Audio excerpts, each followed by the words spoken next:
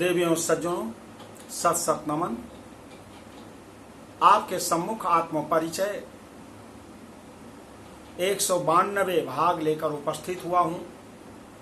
इसमें सूर्यवंशी राजा मांधाता की कथा का वर्णन किया गया है।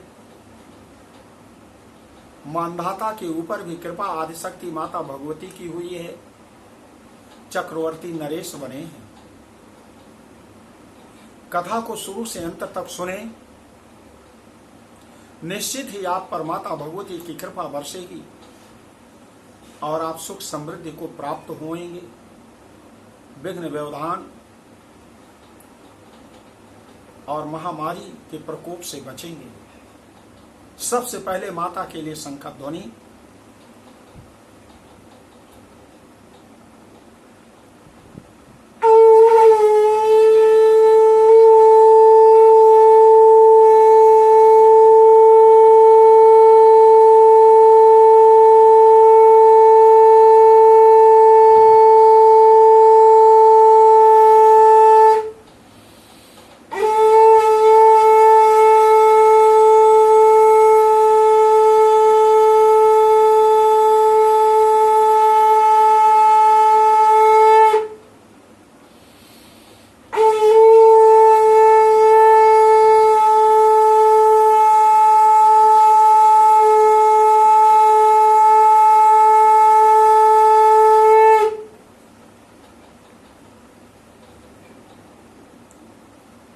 महाराज जन्मेजय कहते हैं, हे भगवान व्यास जी, महाराजा मांधाता कौन है? इनके विषय में पूरी तरह से मुझे बताइए। मुझे सूर्यवंश की कथा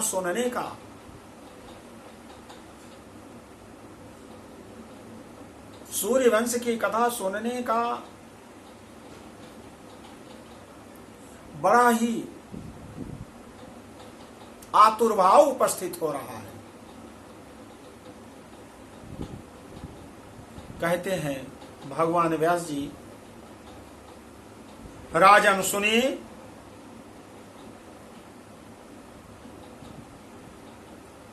महाराज अयोध्या नरेश कृशाश्व के पुत्र महाराज मांधाता हुए।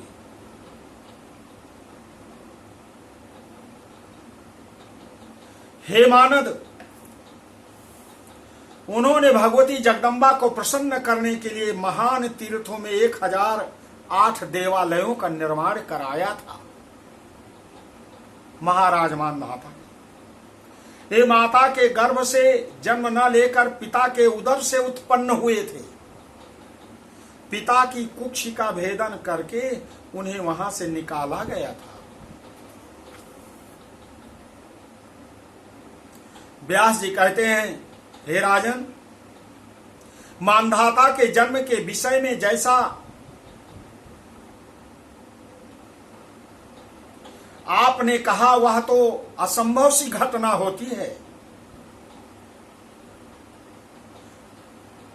राजा जन्मेजय कहते हैं कि भगवान व्यास जी, जो आप बता रहे हैं असंभव सी घटना होती है। ना तो मैंने कभी सुना है ना देखा है। अब आप मांधाता के जन्म का वृतांत विस्तार पूर्वक बताइए। सर्वांग सुंदर पुत्र राजा यवनाश्व के उदर से जिस प्रकार उत्पन्न हुआ है, पूरी कथा सुनाइए। व्यास जी कहते हैं, परम धर्मनिष्ठ महाराज यवनाश्व संतानहीन थे। उन महाराज की 100 रानियां थी, किंतु किसी से भी संतान न हुई। इसलिए वे बहुत चिंतित रहते थे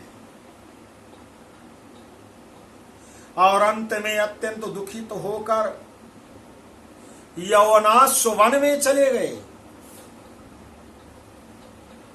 वहां ऋषियों के पवित्र आश्रम में रहने लगे और महाराज यवनाश्व सदा खिन्न रहते। व्यथित होकर सदा दीर्घ लंबी लंबी श्वास छोड़ते रहते हैं। इसे वहां रहने वाले तपस्वी जन तपस्वी ऋषि मुनि बराबर देखा करते हैं। उन्हें इस प्रकार दुखित देखकर सभी विप्रों ने दयापूर्वक विचार करते हैं। सभी विप्रों ने विचार किया। ब्राह्मणों ने उनसे पूछा, हे राजन, आप यह चिंता क्यों करते हैं? हे पार्थिव, आपको कौन सा कष्ट है? हे महाराज, आप अपने मन की बात बताइए। हम लोग हर तरह से आपके दुख को दूर करने का उपाय करेंगे। यवनाश्व बोले, हे मुनियों, मेरे पास राज्य धन तथा उत्तम कोटि के बहुत से हाथी घोड़े विद्यमान हैं। दिव्य प्रभा से युक्त 100 साध्वी रानियां मेरे पास हैं। तीनों लोकों में मेरा कोई बलवान शत्रु नहीं है और मेरे सभी मंत्री तथा सामंत सदा मेरे आज्ञा पालन में तत्पर रहते हैं। हे तपस्वियों, मुझे एक ही दुख है, संतान न होने का। इसके अतिरिक्त कोई भी दुख मेरी दृष्टि में नहीं है। हे विप्रेंद्रों, पुत्रहीन व्यक्ति की ना तो सदगति होती है और ना उसे स्वर्ग मिलता है, अतः संतान के लिए मैं सदा अत्यधिक शोकाकुल रहता हूं। हे तपस्वी जनों, हे तपस्वियों, आप लोग महान परिश्रम करके वेद शास्त्रों के रहस्य जानने वाले हैं। मुझ संतान कामी के लिए करणीय जो उपयुक्त यज्ञ हो उसे सोच समझकर मुझे बताइए। हे तापसों, यदि मुझ पर आप लोगों की कृपा हो जाए तो मेरा यह कार्य संपन्न कर दीजिए। व्यास जी कहते हैं, राजन जन्मेजय, राजा यौवनाश्व की बात सुनकर दया से परिपूर्ण हृदय वाले उन ब्राह्मणों ने इंद्र को प्रधान देवता बनाकर अत्यंत सावधानी पूर्वक उन नरेश से एक यज्ञ करवाया। ब्राह्मणों ने वहां पर जल से परिपूर्ण एक कलश स्थापित कराया और राजा यौवनाश्व की पुत्र प्राप्ति के निमित्त वेद मंत्रों द्वारा उस कलश का अभिमंत्रण किया।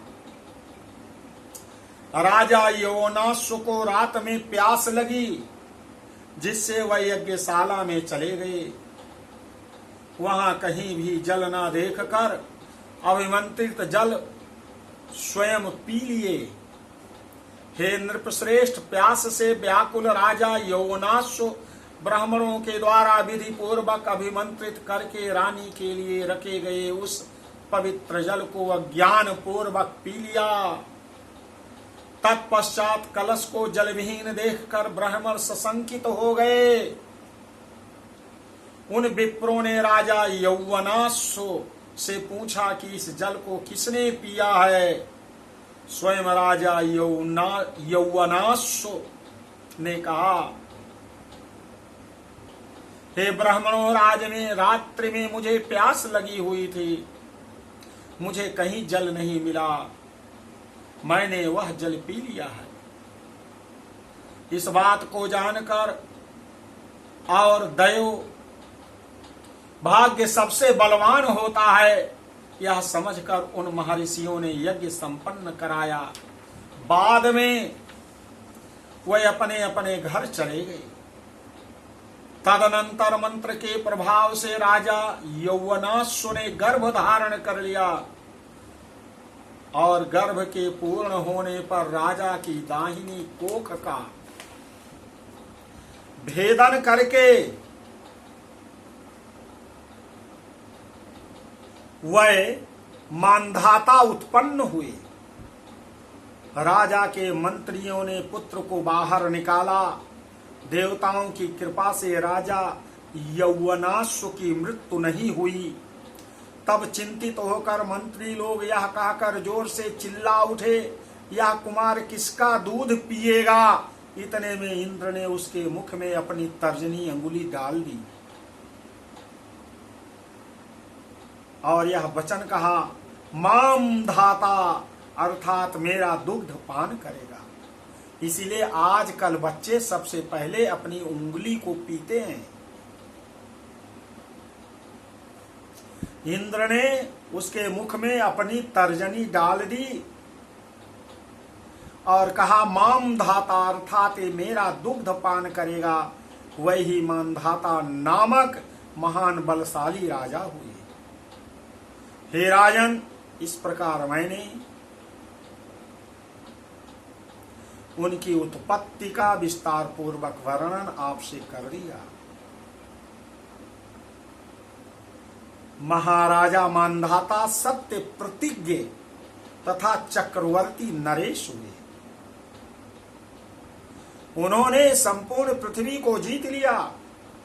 उनके भय से त्रस्त होकर सभी दस्यु लुटेरे पर्वतों की गुफाओं में जाकर के छिप गए। इसी कारण इंद्र ने उन्हें त्रसद दस्यु इस नाम से विख्यात कर दिया। महाराज ससबिंदु की पुत्री बिंदुमती उनकी भार्या थी। मानधाता की धर्मपत्नी बनी बिंदुमती, जो पतिव्रता रूपवती सभी शुभ लक्षणों से संपन्न थी। हे राजन, मानधाता ने उनसे 2 पुत्र उत्पन्न किए। उनमें से एक पुत्र पुरकुत्स तथा दूसरा पुत्र मुचकुंद नाम से विख्यात हुआ। इसके बाद पुरकुत्स से अरण्य नामक एक पुत्र हुआ। वह परम धार्मिक तथा पितृभक्त थे। उनके पुत्र बृहदाश्व थे।